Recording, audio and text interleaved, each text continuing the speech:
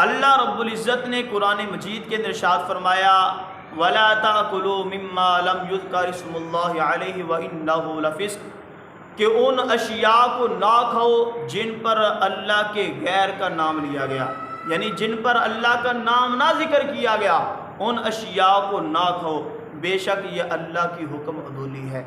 جگہ جگہ پر متعدد جگہ پر اللہ تعالیٰ نے یہ حکم دیا کہ جن اشیاء پر غیر اللہ کا نام لے کر جن کو ذبح کر دیا گیا ان کو نہ کھاؤ، جن پر اللہ کا نام لے کر جن کو ذبح کیا گیا ہے ان کو کھایا جائے گا، وہ حلال ہیں، جن پر نہیں ذکر کیا گیا وہ حرام ہیں۔ عزیزان من، اسی کے متعلق حضرت مولا علی رضی اللہ تعالیٰ عنہ آپ کی پاک بارگاہ میں صحابہ کرام نے عرض کرتے ہیں مولا علی کیا نبی پاک صلی اللہ تعالیٰ علیہ وآلہ وسلم آپ نے آپ کو کچھ ایسی باتیں بتائی ہیں جو کسی اور کو نہ بتائی ہوں، صرف ان کا علم آپ کے پاس ہی ہو؟ آپ کہنے لگے، پہلے آپ نے سوچا، آپ کہنے لگے نہیں، پھر آپ نے فرمایا ہاں کچھ باتیں ہیں جو نبی پاک صلی اللہ تعالیٰ علیہ وآلہ وسلم نے مجھے ارشاد فرمائی ہیں جو میری تلوار کی میان میں موجود ہے۔ آپ نے تلوار کی میان میں سے پرچی نکالی اور وہ باتیں لوگوں کو پڑھ کے سنائی کہ میرے آقا نے کیا ارشاد فرمایا تھا۔ پہلے نمبر پر آپ نے پڑھ کے سنایا کہ میرے آقا نے ارشاد فرمایا کہ اس بندے پر اللہ کی لعنت ہو کہ جو جانور کو ذبح کرنے لگے اللہ تعالیٰ کا نام نہ لے، غیر اللہ کا نام لے کے جانور کو ذبح کر دے، فرمایا اس بندے پر اللہ کی لعنت ہو۔ آج بس اوقات ایسی ہوتا ہے، زیادہ تر جگہوں پر جلدی کے ساتھ تکبیرات کہی جاتی ہیں، تکبیرات گردن پر چھری چلا دی جاتی ہے، بس اوقات اللہ بسم اللہ اللہ اکبر کا ذکر ہی نہیں کیا جاتا، جلدی کے ساتھ جانور کو ذبح کر دیا جاتا ہے۔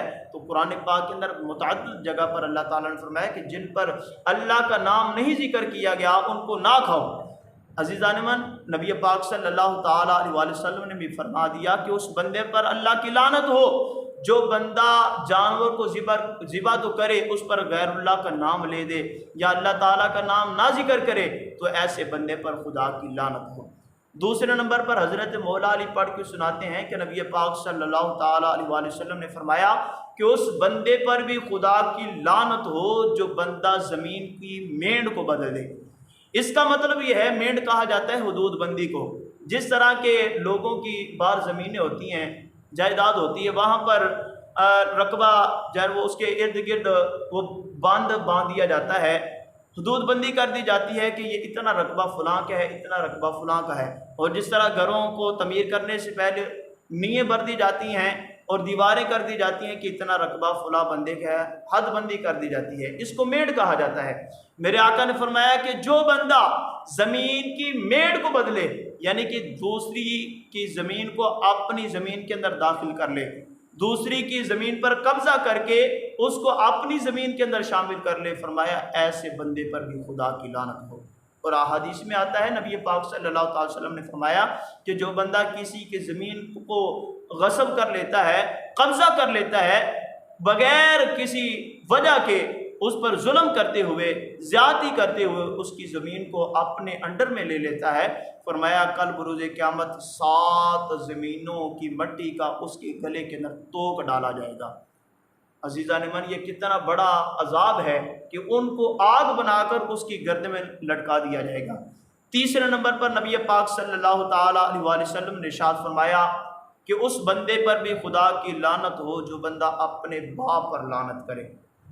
اس کا مطلب یہ ہے کہ بندہ اپنے باپ کو صراحتاً گالیاں دے، لعن طعن کرے، تو ایسے بندے پر بھی لعنت ہو۔ یہ کوئی بعید بات نہیں ہے، ایسا معاشرے کے اندر ہوتا ہے، لوگ ایسے موجود ہیں کہ جو اپنے والدین کو مارتے پیٹتے ہیں، گالیاں بھی دیتے ہیں، لعن طعن بھی کرتے ہیں۔